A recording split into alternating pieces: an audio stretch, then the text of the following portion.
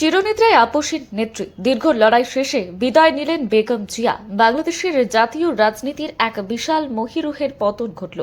দীর্ঘ রোগভোগের পর ৮০ বছর বয়সে শেষ নিঃশ্বাস ত্যাগ করেছেন সাবেক প্রধানমন্ত্রী এবং বাংলাদেশের জাতীয়তাবাদী দলের চেয়ারপারসন বেগম খালেদা জিয়া। তার প্রয়াণে দেশের রাজনৈতিক অঙ্গনে এক গভীর শূন্যতার সৃষ্টি হয়েছে এবং দেশ জুড়ে নেমে এসেছে শোকের ছায়া।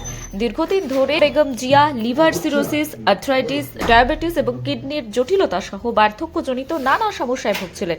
দেশি বিদেশি চিকিৎসকদের সমন্বয়ে গঠিত মেডিকেল বোর্ডের অধীনে দীর্ঘ সময় চিকিৎসাধীন থাকার পর আজ তিনি চিরবিদায় নিলেন।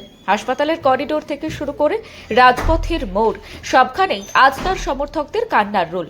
প্রিয় নেত্রীকে শেষবারের মতো দেখতে ভিড় জমিয়েছেন হাজারো মানুষ। ১৯৪৫ সালে জন্ম নেওয়া খালেদা জিয়া সাধারণ গৃহবধূ থেকে হয়ে উঠেছিলেন বাংলাদেশের রাজনীতির অন্যতম প্রধান চালিকা শক্তি। ১৯৮১ সালে রাষ্ট্রপতি জিয়াউর রহমান শাহাদাতের পর দলের হাল ধরেন তিনি। এরপর দীর্ঘ ৯ বছরের স্বৈরাচার বিরোধী আন্দোলনে তার ভূমিকা তাকে আপসহীন নেত্রী হিসেবে পরিচিত দেয়। ১৯৯১ সালে তিনি বাংলাদেশের প্রথম নারী প্রধানমন্ত্রী হিসেবে শপথ নেন এবং মোট ৩ দফায় দেশের নেতৃত্ব দেন। খালেদা জিয়ার রাজনৈতিক জীবন ছিল চড়াই উতরাইয়ের পূর্ণ। সংসদীয় গণতন্ত্র পুনঃপ্রতিষ্ঠা, এছাড়াও নারী শিক্ষার প্রসার এবং গ্রাম বাংলার উন্নয়নে তার অবদান অনস্বীকার্য। কারাবাস, অসুস্থতা এবং ব্যক্তিগত শোক কোনো কিছুই তার রাজনৈতিক আদর্শ থেকে তাকে বিচ্যুত করতে পারেনি। সমর্থকদের কাছে তিনি ছিলেন এক অদম্য সাহসের প্রতীক। নেত্রীর প্রয়াণে বিভিন্ন রাজনৈতিক দল, সামাজিক সংগঠন এবং বিশিষ্ট ব্যক্তিবর্গ গভীর শোক প্রকাশ করেছেন।